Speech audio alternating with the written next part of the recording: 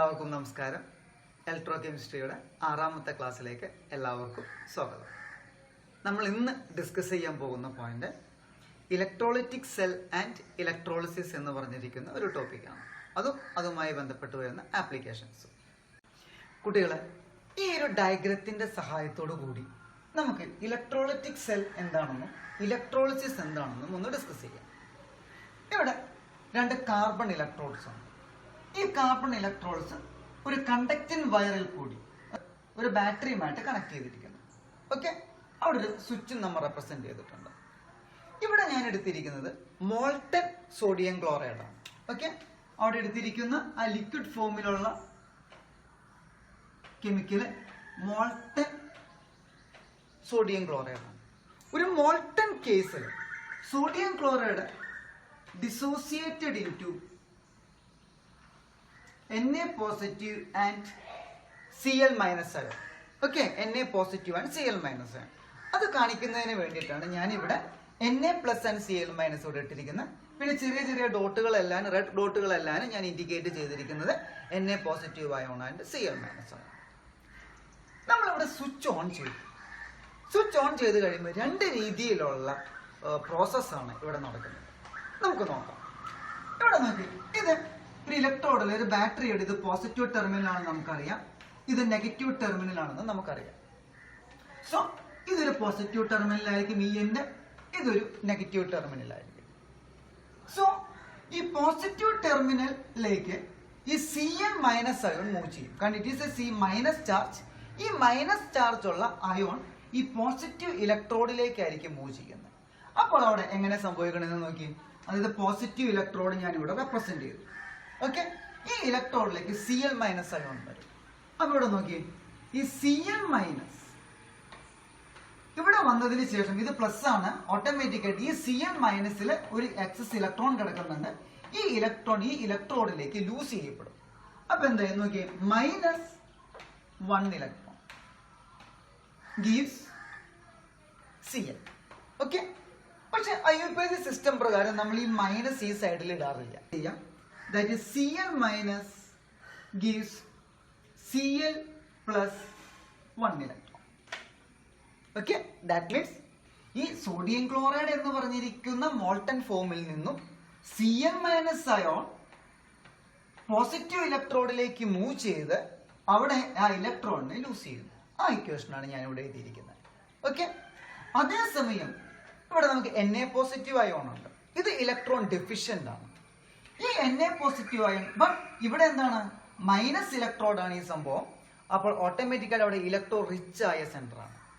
അപ്പൊ ഇവിടെ നിന്നും ഈ സോഡിയം അയോൺ അപ്പോൾ എന്ത് ചെയ്യും, ഇവിടെ നിന്നും ഇങ്ങോട്ടേക്ക് മൂവ് ചെയ്യും. Okay, Cl minus ion positive ഇലക്ട്രോഡിലേക്ക് മൂവ് ചെയ്യുമ്പോൾ Na പോസിറ്റീവ് അയോൺ ഈ നെഗറ്റീവ് ഇലക്ട്രോഡിലേക്ക് മൂവ് ചെയ്യും. അവിടെ ഇലക്ട്രോൺ റിച്ച് സെന്റർ ആണ്. ഓട്ടോമാറ്റിക്കായിട്ട് എന്താ സംഭവിക്കുന്നത്, മൈനസ് ഇലക്ട്രോഡിൽ എന്ത് പറ്റും, Na പോസിറ്റീവ് അയോൺ ഇലക്ട്രോഡിലേക്ക് മൂവ് ചെയ്ത് അവിടെ ചെന്ന് ഒരു ഇലക്ട്രോണിനെ ഗെയിൻ ചെയ്ത് സോഡിയം മെറ്റലായിട്ട് അവിടെ ഡിപ്പോസിറ്റ് ചെയ്യും. ഓക്കെ, സോ ഈ ഒരു കേസിൽ ക്ലോറിൻ ഒരു മോണോ ആറ്റോമിക് ആയിട്ടുള്ള ഒരു മോളിക്യൂൾ അല്ല, ഇറ്റ് ഇസ് എ ഡയാറ്റോമിക് മോളിക്യൂളാണ്. അപ്പൊ നമുക്ക് Cl2 ഗ്യാസ് ആയിട്ടാണ് അത് ഇവോൾവ് ചെയ്യുക. അപ്പൊ നമുക്ക് അതിനൊന്ന് ബാലൻസ് ചെയ്യാം. എന്ത് ചെയ്താൽ മതി, ഇവിടെ നമുക്ക് Cl2 കിട്ടണം അല്ലെ. അപ്പൊ ഓട്ടോമാറ്റിക്കായിട്ട് 2 ക്ലോറിന്റെ ആവശ്യമുണ്ട്. സോ ഞാൻ ഇവിടെ എഴുതുന്ന നോക്കി, 2Cl മൈനസ്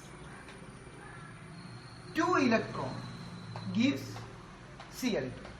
ബട്ട് ഞാൻ എന്താ നിങ്ങളോട് പറഞ്ഞു തന്നിരുന്നത്, IUPAC സിസ്റ്റം പ്രകാരം നമ്മൾ ഇങ്ങനെ എഴുതില്ല എന്ന് പറഞ്ഞു. അതുകൊണ്ട് നമ്മൾ എന്ത് ചെയ്യുന്നു, ഈ രീതിയിലേക്ക് റെപ്രസെന്റ് ചെയ്തു. അങ്ങനെ റെപ്രസെന്റ് ചെയ്ത് കഴിയുമ്പോൾ നമ്മൾ വീണ്ടും ഒന്ന് ബാലൻസ് ചെയ്യുക.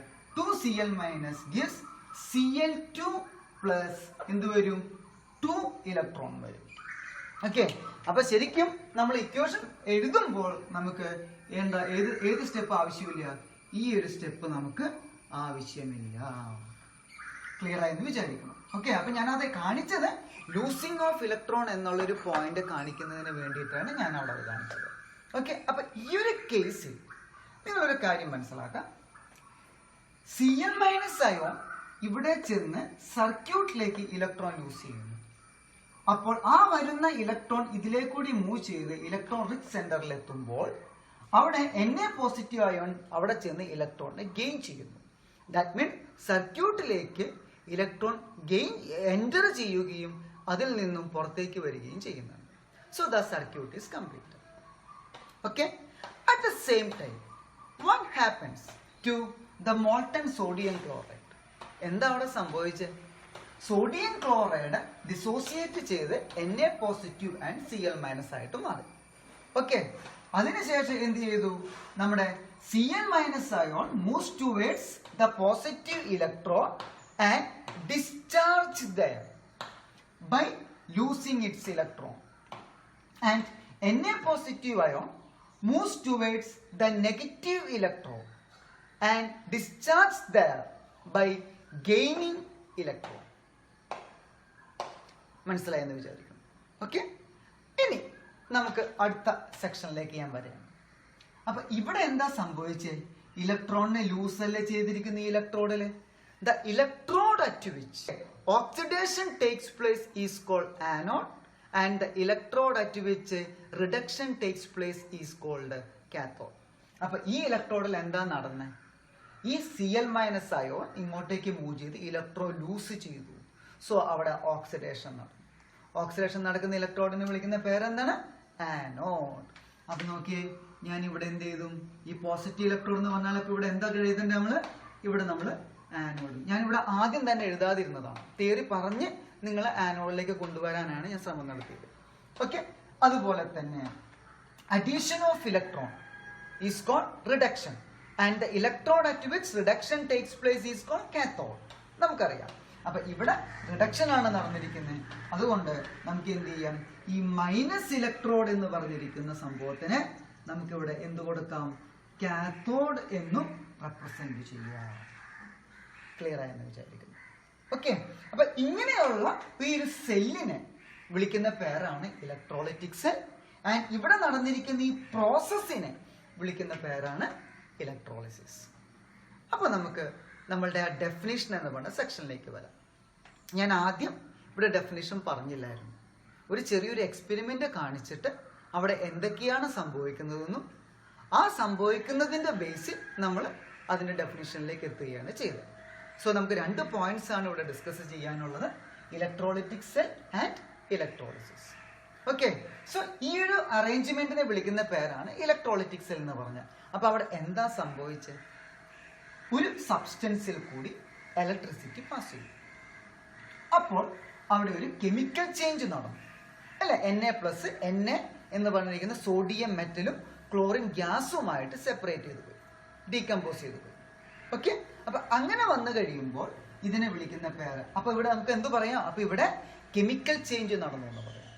അങ്ങനെ ഇലക്ട്രിസിറ്റി പാസ് ചെയ്യുമ്പോൾ കെമിക്കൽ ചേഞ്ച് നടക്കുന്ന സെല്ലിനെ വിളിക്കുന്ന പേരാണ് electrolytic cell. And what happens to the molten sodium chloride? It undergoes decomposition. Okay. And that process is called electrolysis. The decomposition of a substance by the passage of electricity is called electrolysis. Okay. ഇനി ഇവിടെ 1-2 പോയിന്റ്സും കൂടി നമുക്ക് examination point of വ്യൂവിൽ നോക്കാം. അപ്പൊ നമ്മൾ ഈ പറഞ്ഞിരിക്കുന്ന കേസിൽ നമ്മളിവിടെ എന്താ പറഞ്ഞിരിക്കുന്നത്? ഒരു പോസിറ്റീവ് ആയിട്ടുള്ള ഒരു ഇലക്ട്രോഡ് കൊണ്ട് ഒരു ബാറ്ററിയുടെ ഒരു പോസിറ്റീവ് നെഗറ്റീവുമാണ് നമ്മളിവിടെ റെപ്രസെന്റ് ചെയ്യുന്നത്. Positive and negative. ഇതിനകത്ത് പോസിറ്റീവുമായിട്ട് കണക്ട് ചെയ്തിരിക്കുന്ന ഇലക്ട്രോഡ് ഉണ്ട് അല്ലെ. അതോടൊപ്പം തന്നെ എന്തുണ്ട്?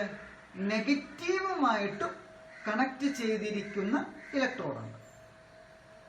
ഓക്കെ. അപ്പൊ പോസിറ്റീവുമായിട്ട് കണക്ട് ചെയ്തിരിക്കുന്ന ഇലക്ട്രോഡിനെ നമ്മൾ വിളിക്കുന്ന പേര് ഇവിടെ ആനോഡ് എന്നുള്ള പേരിലാണ് അറിയപ്പെടുന്നത്. എങ്കിൽ നെഗറ്റീവ് ടെർമിനലുമായിട്ട് കണക്ട് ചെയ്തിരിക്കുന്ന ഇലക്ട്രോഡിനെ വിളിക്കുന്ന പേരാണ് കാത്തോഡ്.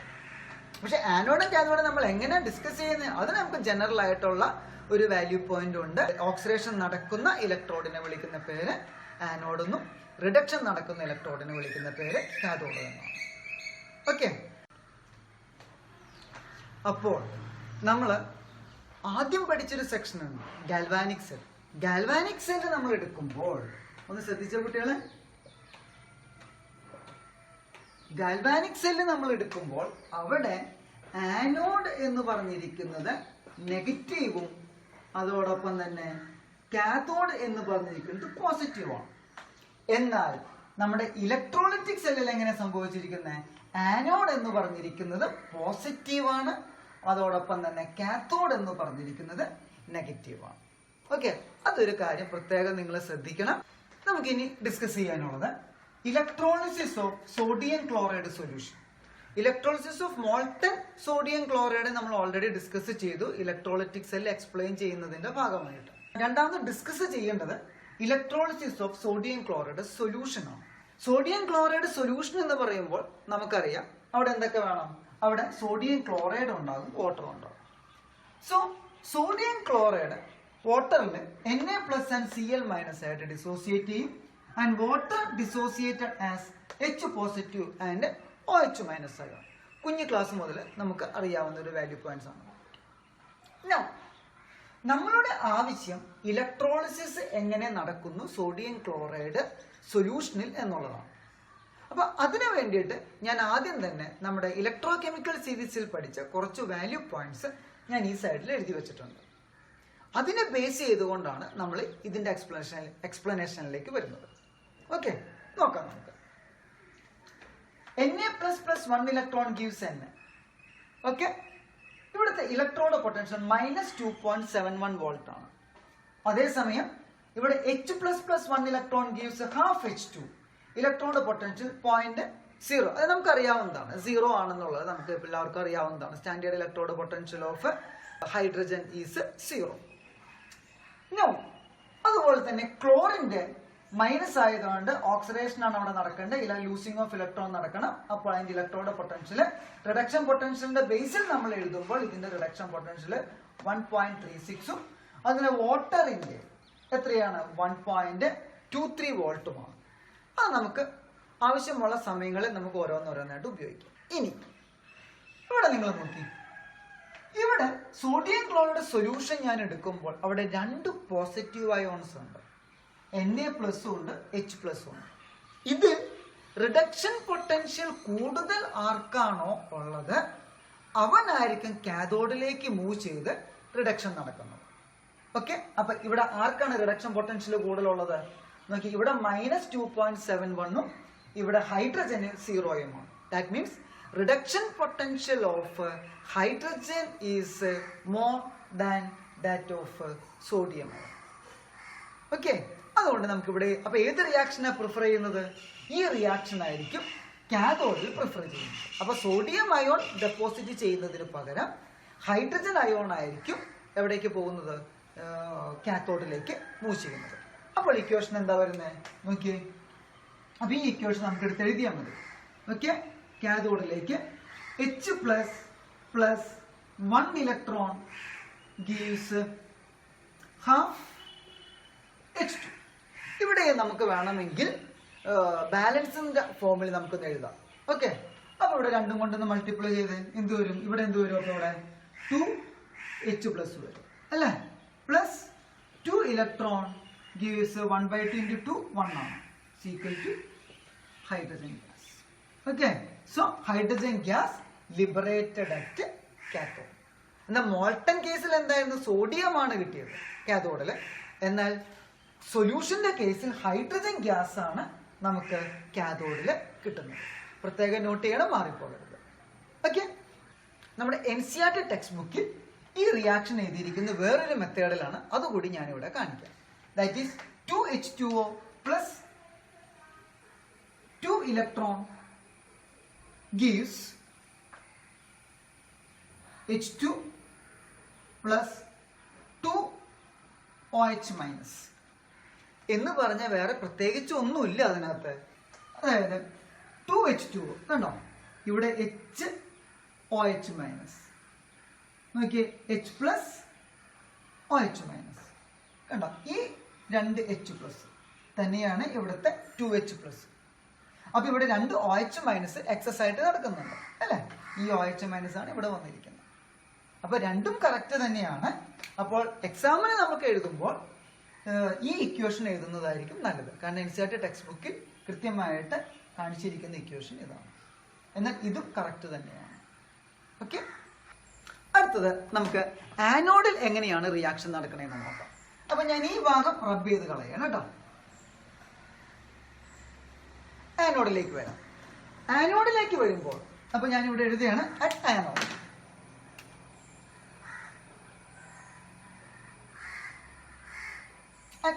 ആനോഡ് എന്ന് പറയുമ്പോൾ നമുക്കറിയാം ഇവിടെ പോസിറ്റീവ് ആണ് ടെർമിനലായിട്ട് യൂസ് ചെയ്യേണ്ടത്. പോസിറ്റീവ് ടെർമിനലാണ് അവിടുത്തെ ആനോഡ് എന്ന് പറയുന്നത്.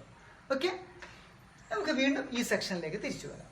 നോക്കിയേ, ക്ലോറിന്റെ എങ്ങനെയാണ് റിഡക്ഷൻ പൊട്ടൻഷ്യൽ കാണിച്ചിരിക്കുന്നത്? 1.36 വോൾട്ടും വാട്ടറിന്റെ, വാട്ടർ എന്ന് പറഞ്ഞാൽ നമ്മൾ ഇവിടെ ഇൻഡിക്കേറ്റ് ചെയ്തിരിക്കുന്നത് OH എടുക്കുന്ന സമയത്ത് വാട്ടറിന്റെ ബേസിലാണ് നമ്മൾ എടുക്കുന്നത്.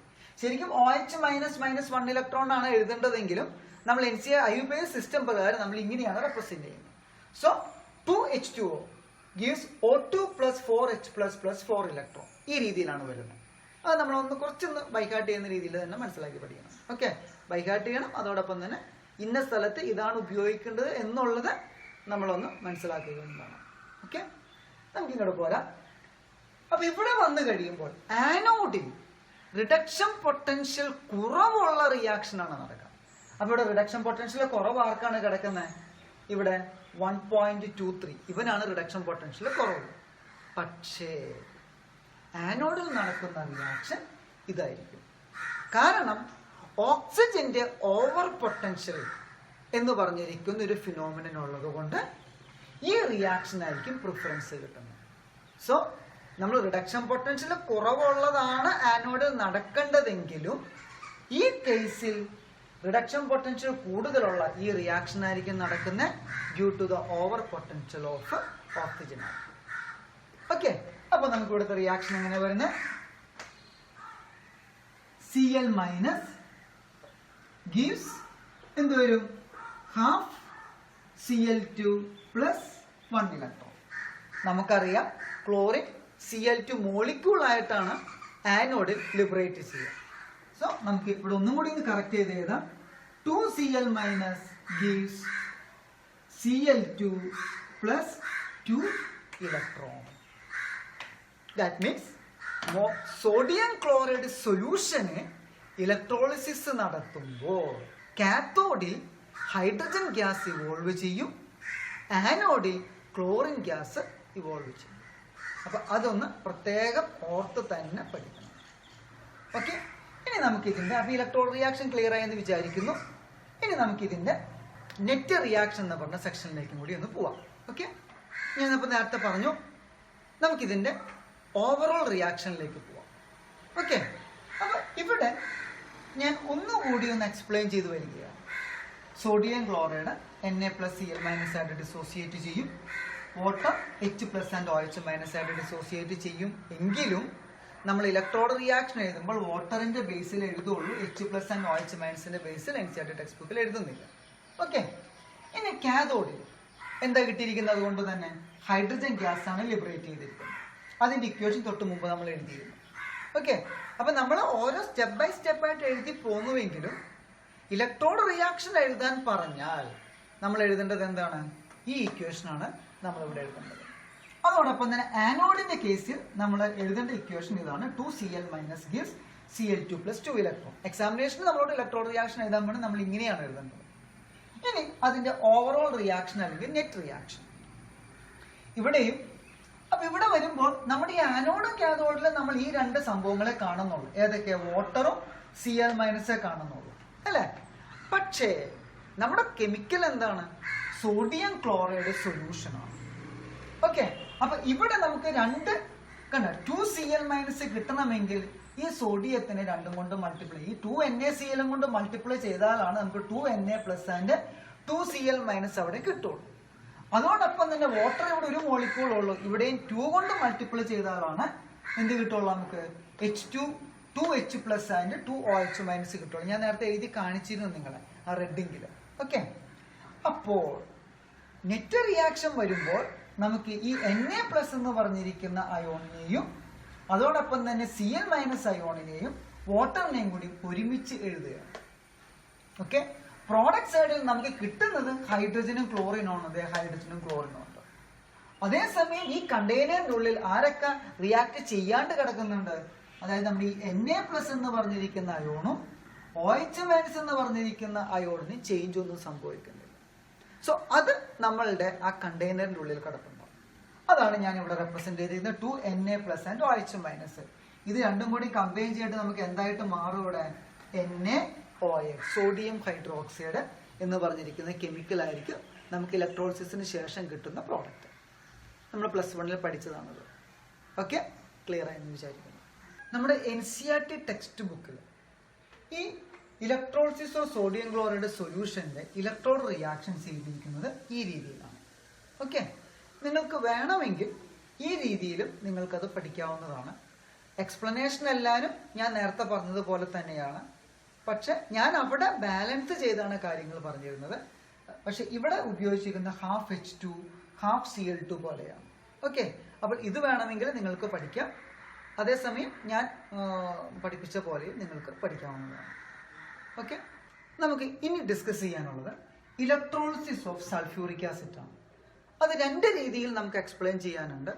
Electrolysis of dilute sulphuric acid and electrolysis of concentrated sulphuric acid. അപ്പോൾ വീണ്ടും ഞാൻ നമ്മുടെ ഇലക്ട്രോ കെമിക്കൽ സീരീസുമായി ബന്ധപ്പെട്ടിട്ടുള്ള ജനറൽ ഇക്വേഷൻസിലേക്ക് ഞാൻ പോവുകയാണ്. അതായത് ഹൈഡ്രജൻ റിഡക്ഷൻ നടക്കുന്നു, അപ്പോൾ അവിടെ ഇലക്ട്രോഡ് പൊട്ടൻഷ്യൽ 0 ആണ്.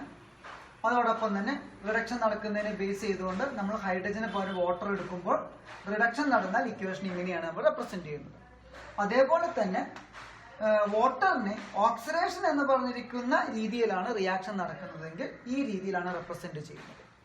റിഡക്ഷൻ നടക്കുന്നത് കാഥോഡിക് കമ്പാർട്ട്മെന്റിലും അതോടൊപ്പം തന്നെ ഓക്സിഡേഷൻ നടക്കുന്നത് ആനോഡിലും ആയിരിക്കും. ഇത് നിങ്ങൾക്ക് അറിയാവുന്നതാണ്. ഇനി സൾഫ്യൂറിക് ആസിഡ് എടുക്കുമ്പോൾ അവിടെ H2SO4 gives 2H+ plus SO4 2- എന്ന് അയോണൈസ് ചെയ്യും. വാട്ടർ എടുക്കുമ്പോൾ H+ ആൻഡ് OH- എന്നും അയോണൈസ് ചെയ്യും. അപ്പൊ സൾഫ്യൂറിക് ആസിഡിന്റെ കേസിൽ SO4 2- എന്ന് പറഞ്ഞിരിക്കുന്ന ആനയോണും OH- എന്ന് പറഞ്ഞിരിക്കുന്ന ആനയോണും അവിടെയുണ്ട്. ഇനിയാണ് നമ്മളുടെ ആ ഡിഫറൻസിലേക്ക് വരുന്നത്. ഡൈല്യൂട്ട് സൾഫ്യൂറിക് ആസിഡ് ആണ് എടുക്കുന്നതെങ്കിൽ അവിടെ വാട്ടറിന്റെ എമൗണ്ട് കൂടുതലായിരിക്കും. ഓക്കെ, ആ കേസിൽ ഈ ഇക്വേഷൻ ആയിരിക്കും പ്രിഫർ ചെയ്യുന്നത്, ആനോഡ്. ഓക്കെ, എന്നാൽ കോൺസെൻട്രേറ്റഡ് സൾഫ്യൂറിക് ആസിഡ് എടുക്കുമ്പോൾ വാട്ടറിന്റെ എമൗണ്ട് കുറവായതുകൊണ്ട് ഈ ഇക്വേഷൻ ആയിരിക്കും അവിടെ ആനോഡിൽ പ്രിഫർ ചെയ്യുന്നത്. എന്നാൽ കാഥോഡിൽ ഓൾവേസ് ഈ റിയാക്ഷൻ മാത്രമേ നടക്കുള്ളൂ. കാരണം എന്തുകൊണ്ടാണ്? അവിടെ H+ പോസിറ്റീവ് അയോൺ ആകെ H+ മാത്രമേ ഉള്ളൂ. അപ്പോൾ ഡൈല്യൂട്ട് സൾഫ്യൂറിക് ആസിഡ് ആയാലും കോൺസെൻട്രേറ്റഡ് സൾഫ്യൂറിക് ആസിഡ് ആയാലും കാഥോഡിക് റിയാക്ഷൻ സെയിം ആയിരിക്കും. എന്നാൽ ആനോഡിക് റിയാക്ഷൻ ഡിഫറെന്റ് ആയിരിക്കും. ഡൈല്യൂട്ട് സൾഫ്യൂറിക് ആസിഡ് എടുക്കുമ്പോൾ ആനോഡിൽ നടക്കുന്ന റിയാക്ഷൻ ഇതായിരിക്കും. ദാറ്റ് മീൻസ് ആനോഡിൽ ഓക്സിജൻ ഗ്യാസ് ആയിരിക്കും ലിബറേറ്റ് ചെയ്യുന്നത്. എന്നാൽ കോൺസെൻട്രേറ്റഡ് സൾഫ്യൂറിക് ആസിഡ് എടുക്കുമ്പോൾ ആനോഡിൽ ലിബറേറ്റ് ചെയ്യുന്നത് H2OH2- എന്ന് പറഞ്ഞിരിക്കുന്ന അയോണുകളായിരിക്കും. ഇത്രയുമേ നമ്മുടെ NCERT ടെക്സ്റ്റിൽ എക്സ്പ്ലെയിൻ ചെയ്തിട്ടുള്ളൂ. ക്ലിയർ ആയെന്ന് വിചാരിക്കുന്നു. ഓക്കെ, അടുത്തത് electrolysis of copper sulphate solution using copper electrode. അതിന് വേണ്ടിയുള്ള ഒരു ഡയഗ്രാം, ഞാനൊരു ഇലക്ട്രോളിറ്റിക് സെല്ല് ഞാനിവിടെ വരച്ചിട്ടുണ്ട്. അതായത് ഇത് രണ്ടും കോപ്പർ ഇലക്ട്രോഡ്സ് ആയിരിക്കും. ഇതിൻ്റെ ഉള്ളിൽ നമ്മൾ കോപ്പർ സൾഫേറ്റ് സൊല്യൂഷൻ ആണ് എടുക്കുന്നത്. ഓക്കെ, ഇലക്ട്രിസിറ്റി പാസ് ചെയ്യുമ്പോൾ ഇവിടെ നടക്കുന്ന reaction at cathode copper ion deposited as copper atom. അതായത് സൊല്യൂഷനിലുള്ള കോപ്പർ അയോൺ കാഥോഡിലേക്ക് മൂവ് ചെയ്ത് ഇവിടെ വന്ന് കോപ്പർ ആറ്റമായിട്ട് ഡെപ്പോസിറ്റ് ചെയ്യും. എന്നാൽ ആനോഡിൽ നടക്കുന്നത് നമ്മൾ എക്സ്പെക്ട് ചെയ്യുന്നതിൽ നിന്ന് വ്യത്യസ്തമായിട്ടുള്ളതാണ്. അതായത് ആനോഡിക് കോപ്പർ, ആനോഡിലുള്ള കോപ്പർ സൊല്യൂഷനിൽ ഡിസോൾവ് ചെയ്യുകയാണ് ചെയ്യുന്നത്. ഓക്കെ, ഡിസോൾവ് ചെയ്തിട്ട് കോപ്പർ അയോണുകളായിട്ട് സൊല്യൂഷനിലേക്ക് വരും. ദാറ്റ് മീൻസ് ഈ കോപ്പർ ആറ്റം ഇവിടെ നിന്നും കോപ്പർ അയോണുകളായിട്ട് സൊല്യൂഷനിലോട്ട് വരും. അപ്പൊ Cu gives Cu2++ 2 electron. Okay, ഈ രണ്ട് റിയാക്ഷൻസ് ആണ് ഇവിടെ നടക്കുന്നത്. ഈ റിയാക്ഷൻ പൊതുവെ നമ്മൾ കോപ്പറിന്റെ പ്യൂരിഫിക്കേഷന് വേണ്ടിയിട്ടാണ് യൂസ് ചെയ്യുന്നത്. അപ്പോൾ നമ്മളിവിടെ ഉപയോഗിക്കുന്നത് ഇതാണ്, ഇവിടെ ഇംപ്യൂർ കോപ്പർ. അപ്പൊ പ്യൂരിഫിക്കേഷൻ കേസിലേക്ക് പ്യൂരിഫിക്കേഷനിലേക്ക് വരുമ്പോൾ ഡിസോൾവ് ചെയ്യുന്ന ഇലക്ട്രോഡിൽ ഇംപ്യുവർ കോപ്പർ വയ്ക്കാം. ഓക്കെ, അപ്പൊ ഇവിടെ ഡിസോൾവ് ചെയ്യുന്നത് ആരാണ്? ഇവിടെ ആനോഡാണ് ഡിസോൾവ് ചെയ്യുന്നത്. അപ്പൊ ആനോഡ് ഇംപ്യുവർ കോപ്പർ ആയിരിക്കണം. വളരെ ചെറിയ ഒരു തിൻ റോഡ് ഓഫ് കോപ്പർ ആയിരിക്കണം കാഥോഡായിട്ട് നമ്മളിവിടെ ഉപയോഗിക്കുന്നത്. ഓക്കെ, അപ്പൊ ഇവിടെ പ്യുവർ ആയിട്ടുള്ള കോപ്പർ വളരെ തിന്നായിട്ടുള്ളത് നമ്മളിവിടെ കാഥോഡായിട്ടും ഉപയോഗിക്കണം. ഓക്കെ, അപ്പോൾ എന്താ സംഭവിക്കുന്നത്? ആനോഡിൽ നിന്നും ഇംപ്യുവർ കോപ്പറിലുള്ള കോപ്പർ ആറ്റം കോപ്പർ അയോൺ ആയിട്ട് സൊല്യൂഷനിലേക്ക് വരും. സൊല്യൂഷനിൽ വരുന്ന കോപ്പർ അയോൺ ഇവിടെ പ്യുവർ ആയിട്ടുള്ള കോപ്പർ ഇലക്ട്രോഡ് കാഥോഡിൽ ചെന്ന് ഡെപ്പോസിറ്റ് ചെയ്യും. അപ്പോൾ കുറെ നേരം കഴിയുമ്പോൾ എന്തായിരിക്കും? കാഥോഡിൽ പ്യുവർ കോപ്പർ ഡെപ്പോസിറ്റ് ചെയ്ത് കിട്ടും. ആനോഡ് കംപ്ലീറ്റ് ഡി കെ നടന്ന് അത് തിൻ റോഡായിട്ട് മാറുകയും ചെയ്യും. ഇതാണ് നമ്മൾ കോപ്പറിന്റെ പ്യൂരിഫിക്കേഷനിൽ ഉപയോഗിക്കുന്നത്. അപ്പൊ ഈ ഒരു ചെറിയൊരു പോയിന്റ് ആണ് ഇത്രയും നമ്മുടെ NCERT ടെക്സ്റ്റ് ബുക്കിൽ ഇവിടെ എക്സ്പ്ലെയിൻ ചെയ്തിട്ടുള്ളത്. അതായത് കോപ്പർ സൾഫേറ്റ് സൊല്യൂഷന് കോപ്പർ ഇലക്ട്രോഡുമായിട്ട് ഇലക്ട്രോളിസിസ് നടത്തിയാൽ കാഥോഡിൽ കോപ്പർ ഡെപ്പോസിറ്റ് ചെയ്യും. ആനോഡിലുള്ള കോപ്പർ ഇലക്ട്രോലൈറ്റിലേക്ക് ഡിസോൾവ് ചെയ്യുകയും ചെയ്യും. ഓക്കെ, നമ്മളുടെ അടുത്ത സെക്ഷനിലേക്ക് നമുക്ക് എത്താം. Faraday's law of electrolysis. ഇവിടെ നമുക്ക് രണ്ട് ലോസുകളാണ് നോക്കാനുള്ളത്. First law of electrolysis and second law of electrolysis. അത് നമുക്ക് ഫസ്റ്റ് ലോയിലേക്ക് വരാം. Faraday's first law of electrolysis states that the mass of substance liberated or deposited at electrode is directly proportional to the quantity of electricity passed through the electrolyte solution. എന്ന് പറഞ്ഞാൽ ഒരു സബ്സ്റ്റൻസിനെ നമ്മൾ electrolysis നടത്തുമ്പോൾ കാഥോഡിലോ ആനോഡിലോ deposit ചെയ്യുന്ന അല്ലെങ്കിൽ liberate ചെയ്യുന്ന ആ സബ്സ്റ്റൻസിന്റെ mass അതിലൂടെ പാസ് ചെയ്യുന്ന ഇലക്ട്രിസിറ്റിയുടെ അളവിന് പ്രൊപ്പോർഷണൽ ആയിരിക്കും. Okay, that means the mass of substance deposited at electrode or liberated at electrode is directly proportional to quantity of electricity passed through the electrolyte. പക്ഷെ നമുക്കറിയാം Q എന്ന് പറഞ്ഞിട്ടുണ്ടെങ്കിൽ I into T ആണ്. I current in ampere and T time in second. So നമുക്ക് ഇത് എങ്ങനെ represent ചെയ്യാം? W is proportional to I into T എന്ന് കൊടുക്കാം. ഈ പ്രൊപ്പോർഷൻ മാറ്റാൻ നമുക്ക് അതിന് വേണ്ടി പ്രൊപ്പോർഷണാലിറ്റി കോൺസ്റ്റന്റ് കൂടി നമുക്ക് യൂസ് ചെയ്യാം.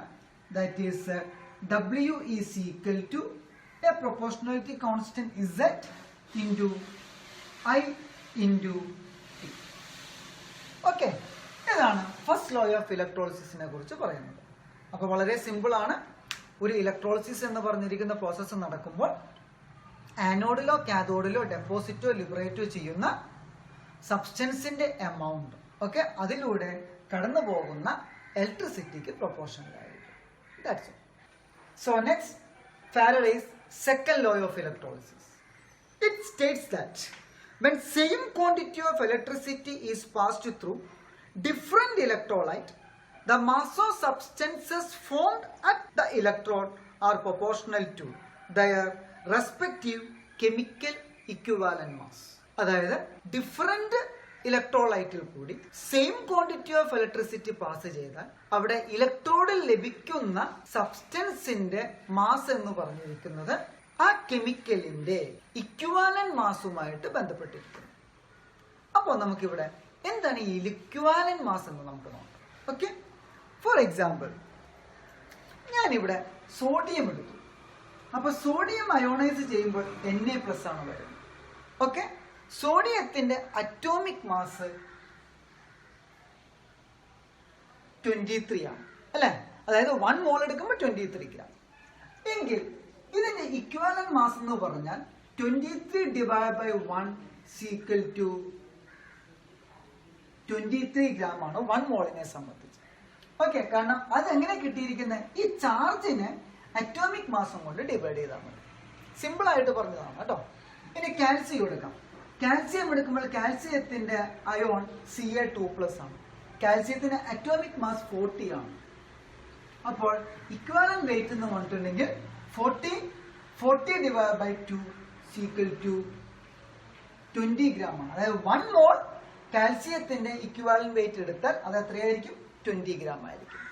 അതുപോലെ ഒരു സിമ്പിൾ ആയിട്ടുള്ള എക്സാമ്പിൾ എടുക്കാം. അലൂമിനിയം. അലൂമിനിയത്തിന്റെ അയോൺ റെപ്രസെന്റ് ചെയ്യുന്നത് Al3+ ആണ്.